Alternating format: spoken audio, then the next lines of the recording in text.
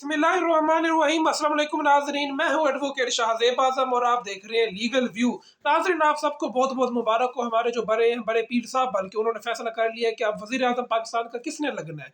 क्योंकि हमारी जो अवाम है उसकी तो अभी इतनी हैसियत नहीं रही, इतनी औकात नहीं रही कि वो अपने वज़ीर आज़म का फैसला खुद कर सके, खुद चुन सके। वो वोट किसको देते हैं, निकलता वोट किसके नाम पर है। और जिस तरह तरीके की बदतरीन धांधली की गई है 2024 के इलेक्शन में, होना तो चाहिए था 2023 में, लेकिन ये एक आइन की खिलाफ वर्जी करके 2024 में इलेक्शन कराया गया है। वो भी जिस तरह से कराया गया है वो सारी कौम को पता है। और अब तो यूरोपीय यूनियन और अमेरिका ने भी तहफ़्फ़ुज़ात का इज़हार कर दिया है, लेकिन पता नहीं अब वो पाकिस्तान की इस हुकूमत को तस्लीम भी करेंगे या नहीं करेंगे। लेकिन जो अब लेटेस्ट न्यूज़ आई है उसमें जो हमारे मोहतरम शहबाज शरीफ साहब, जो कि पता है आप सबको कि वो किस तरह वो बूट चमकाने में बड़ी महारत रखते हैं इमरान खान साहब के मुताबिक, और वो किन के बड़े करीब है, किन की आंख के वो तारा रहे हैं। वो खुद कहते हैं कि मैं 30 साल से आंख का तारा हूँ। तो फिर उनको सिलेक्ट करना था, आंख के तारों को इज्जत देनी होती है ज़्यादा। तो अब शहबाज शरीफ साहब जो है वो पाकिस्तान की, अब इसे खुशकिस्मती कहें या बदकिस्मती कहें, वो दोबारा पाकिस्तान के वज़ीर आज़म होंगे। अब जिस तरह उन्होंने पाकिस्तान का बेड़ा गर्क करके रख दिया था पिछले 16 माह में, अब थोड़ी बहुत जो स्टेबिलिटी आई है, अब मुझे लगता है वो भी उम्मीद जो है वो पाकिस्तानियों को उम्मीद तो वैसे कभी होती नहीं है, लेकिन ये है कि जो थोड़ी बहुत स्टेबिलिटी की उम्मीद थी वो भी अब शायद मानद पड़ जाए। क्योंकि अब पाकिस्तान ने IMF का नया प्रोग्राम साइन करना है और मोहतरम शहबाज शरीफ साहब नहीं करना है। और इसमें इनके जो वज़ीर ख़जाना होंगे वो होंगे इसहाक़ डार साहब। तो अब जो जिस तरह उन्होंने तबाही फेरी थी, जिस तरह लोड शेडिंग में इजाफा हुआ था, गैस की लोड शेडिंग में इजाफा हुआ था, और इसके अलावा तेल की कीमतें ऊपर गई थी, अब पाकिस्तान में मुझे लगता है वो दौर हो सकता है कि वो बस अब हम क्या कह सकते हैं कि शहबाज शरीफ साहब किस तरह की परफॉर्मेंस देंगे, किस तरह की गवर्नेंस देंगे वो। तो और इसके अलावा जो हमारा CM पंजाब है वो मरियम नवाज साहिबा होंगी।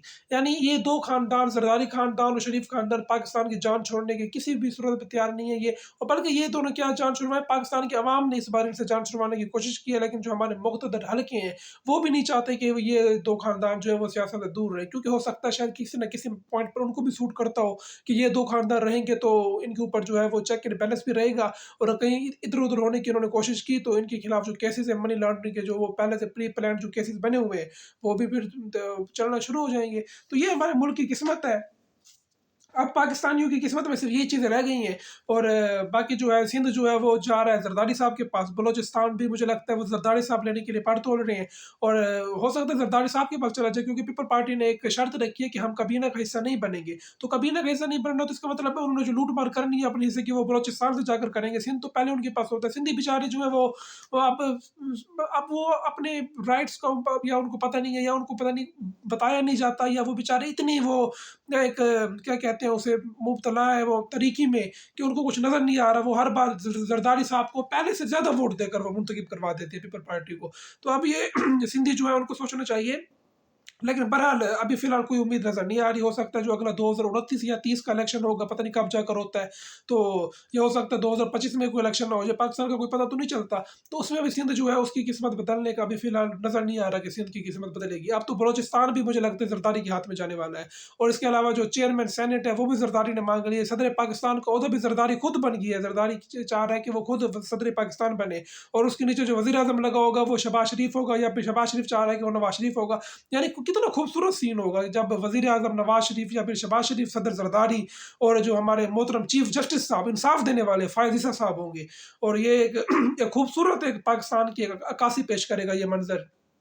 तो बस क्या कहने फिर उस वक्त की। और पाकिस्तान फिर जहाँ पर पाकिस्तान जाकर लगेगा फिर वो भी पाकिस्तानियों को पता है कि फिर किस तरह से फिर पाकिस्तान की इकोनॉमी चलेगी। और इसके अलावा जो स्पीकर कौमी असम्बली है और जो गवर्नर चारों सूबों की, वो भी जरदारी मांग रहा है। यानी जितने भी आइनी ओहदे हैं वो सारे जरदारी मांग रहा है कि जरदारी चाह रहा है कि वो तमाम आइनी ओहदों पर काबिज रहे। और इसके अलावा अगर उसमें कबीना में रहकर क्या करना है, कबीना में कल को दोबारा कह सकते हैं शहबाज शरीफ को कभी हमें शामिल करो। ये तो एक ब्लैक मेलिंग की हुकूमत होगी, और वो हर जमात एक दूसरे की टांगी खींचने के लिए होगी। इसमें कौन चेक एंड बैलेंस रखेगा? हमारी जो मुक़्तदर हल्के हैं वो पहले भी इतने प्रेशर में है। आवाम को वही एक हल्का बचा था जिसके ऊपर आवाम का एतमाद था। अब आवाम को उनके ऊपर भी एतमाद नहीं रहा। तो जब आवाम का एतमाद ही नहीं है ना हुकूमत पे ना इदारों पे, तो फिर मुल्क जिस तरह चलेगा वो सबको पता है। और इसमें जो वही लोग जो बदतरीन करप्शन में मुब्तला लोग, ये हमारे JIT में कौन लोग बैठे थे, JIT में कौन से इदारे थे जब इन्होंने तहकीकात की थी, कहा था कि नवाज शरीफ चोर है, जरदारी चोर है। तो ये यही लोग तो थे, ये इदारों के लोग ये कहते थे हमें कि भाई ये चोर है। आप ही कहते हैं जी आप ये हमारे मुल्क को आगे लेकर चलेंगे। यानी ایک نا جو یا تو اعتماد کا رشتہ قائم ہو، پھر تو ہے عوام اور حکمرانوں میں کوئی اعتماد کا رشتہ نہیں ہے، کوئی اس میں جوڑ نہیں ہے پاکستان کے حکمرانوں اور پاکستان کے عوام میں۔